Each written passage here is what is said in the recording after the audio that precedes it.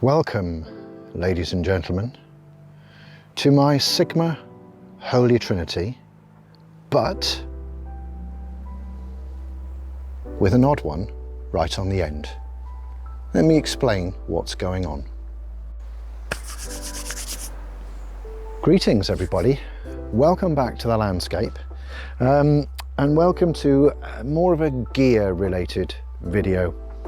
For a change, I suppose. I don't do many gear videos, principally because I actually don't feel I'm particularly qualified to do them. But I know that for some people they're useful. I certainly find gear-related videos useful, so this is my opportunity to give back to those people that do.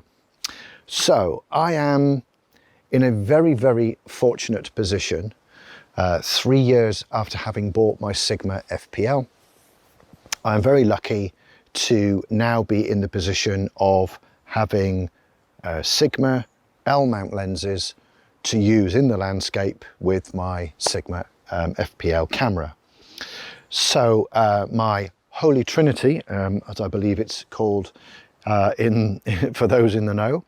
So I'm very lucky. I have a 16-28 DGDN contemporary f2.8 lens. So this is my wide angle zoom.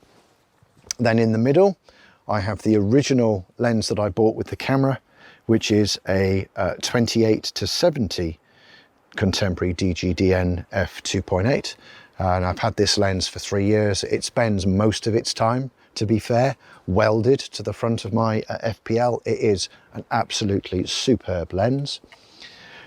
Then this year, much more recent purchase, this is the new 70-200 DGDN OS Sport lens. So this is my long end, I suppose you could call it.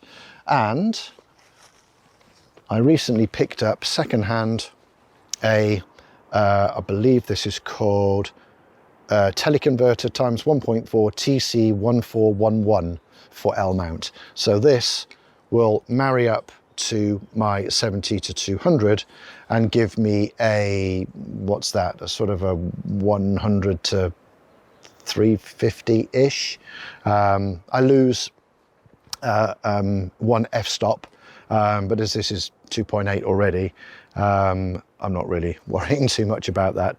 I'll put the actual numbers, the focal lengths, I'll put them up here when I use the 1.4 teleconverter. So if the 70-200 isn't quite enough, then I've actually got this as an option. And also, if I leave this at home, the FPL has actually got a digital zoom built into it, which I have used a couple of times.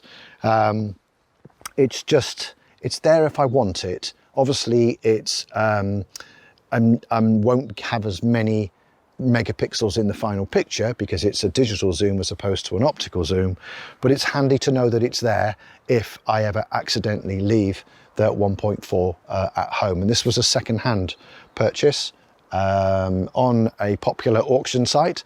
A chap listed it, was open to offers. I made them an offer, which they didn't accept. And then the sale expired. It went back on again, open to offers. I made the same offer, which wasn't accepted. And I think it did it 4 times. And eventually the buyer took the offer. And so, yes, I did exceptionally well getting this secondhand, and it works perfectly with this lens. I've already had a play with it. But this is not a particularly light piece of kit. I'll put the weight of this lens up above my finger. It's a beautiful piece of kit, but it comes with a price, which is how heavy it is to actually carry in the bag. Whereas my original 70-200 option was this, which is a Canon L 70-200 f4, which I use through an adapter. So this is an EF to L mount adapter that fits on the back. It works, it does the job. I would say that the autofocus on this though is very slow and sometimes hunts, and I think that's got more to do with the adapter than the lens itself. But most of the time I manually focus in the landscape, so it actually doesn't bother me. And this has also got stabilization built into it.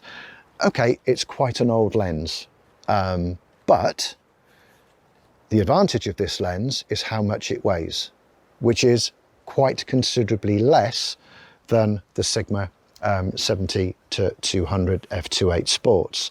I also have the 1.4 teleconverter for this, which will fit in between the lens and the adapter. I haven't actually got that with me today, but I've also got that as an option. So if I want a little bit more reach, then I can use that with this lens.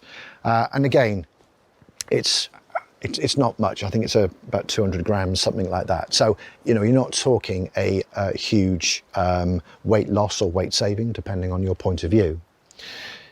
Now, when I purchased my 16 to 28, I sold off my existing option, which was a Canon 17 to 40L, which I used through an adapter, which was perfectly fine for the job. But having bought this, I just didn't need it. And in terms of weight, I think this is slightly more and it's slightly longer, I think, as well. I can't remember precisely, but, you know, gram for gram, I wasn't really gaining anything by holding on to the Canon version of this. However, with this, I think there is an advantage to holding on to it. If I'm going on an all-day recce where I want to go and check out a location and I'm going to have the bag on my back all day, I'd like to have a Holy Trinity. But by the time I've got all of that, plus a couple of drinks, plus some food, plus if I'm doing videos, then I've got all this video kit as well. Any grams saved are, well, for my back, very welcome. And that's the reason why I'm going to hold on to this Canon 70 to 200. There's nothing wrong with the Sigma version. The Sigma version is fine. It's just that if I'm going to go any kind of distance, sorry, I thought I heard somebody behind me. If I'm going to go any kind of distance, then I will probably take this and use this so that I can carry food and a drink and, you know, and so on and so forth. If I'm not going too far from the car, say, I don't know, 15, 20 minutes like I did today, then I will take the Sigma option. And that's the whole point of doing this video, because I think lens purchases, they're a very personal thing, but I also think they take thought and they take consideration. Getting rid of the wide angle Canon, that was a no-brainer. There was just no point in me holding onto it. I mean, this comes with a 3-year warranty through Sigma themselves, and I'm pretty sure with the relationship that I have with Sigma in the UK, even when that warranty has expired, I'm pretty sure I can come to an agreeable arrangement with Sigma if I ever encountered a problem with this lens. Having used the 28 to 70 for 3 years already, I mean, it's rock solid. And, you know, I've used this in all sorts of weather. It's been bouncing around in my bag for 3 years and it still works perfectly.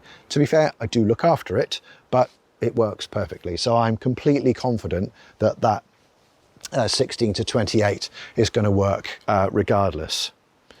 But this was a different argument, and one over weight and actually having the two to choose from dependent on the situation that I was actually going to be in. It's worth noting I also have the Sigma 100 to 400 DGDN contemporary, which is useful for those occasions where I know a 70 to 200 isn't going to be long enough. I'm trying to think of I think it was a certain situation, I think it was bluebell season, where I knew the flowers were going to be a significant distance away from the footpath. So having that extra reach just gave me that opportunity to optically be able to zoom in without having to rely on any digital cropping or whatever. So that's the reason why I bought that lens. But I just wanted to share this because I think it's something that is useful to photographers, to other photographers, to just make sure you think about what you use your lenses for, and not just, you know, go and replace them or go and get the latest one and then get rid of it. Because sometimes there is actually a perfectly reasonable and logical and sensible reason to hang on to what you've already got. Also, in the big scheme of things, I mean, I probably wouldn't get much for this now. Maybe a couple of £100, something like that. So, you know, against the price of the Sigma one, which is, I think at the moment it's a thick end of 1,500, something like that. It's not going to really make a big dent in that price tag. So, yeah, I think it's worth sharing, and I think it's something worth considering, or certainly for other photographers to maybe have a little bit of a think about themselves. That's it for this video. I'm sorry it's a talking head and a gear one, but I felt it was important to share that little message. Right, next video will not be a gear related video, I can guarantee you that one. But until we're back out in the landscape again, everybody take care, stay safe, and look after yourselves. If you've liked the video, please give it a thumbs up. And if you're not a subscriber, please do consider becoming a subscriber. Most of my videos are out in the landscape, not talking about kit. So yeah, if you like landscape photography, perhaps you'll come with me on my YouTube journey. Right, until the next one, everybody, bye-bye for now. Take care. I can still hear somebody behind me. I'm sure there's somebody down there. They're listening to my tip. Outrageous, how dare they?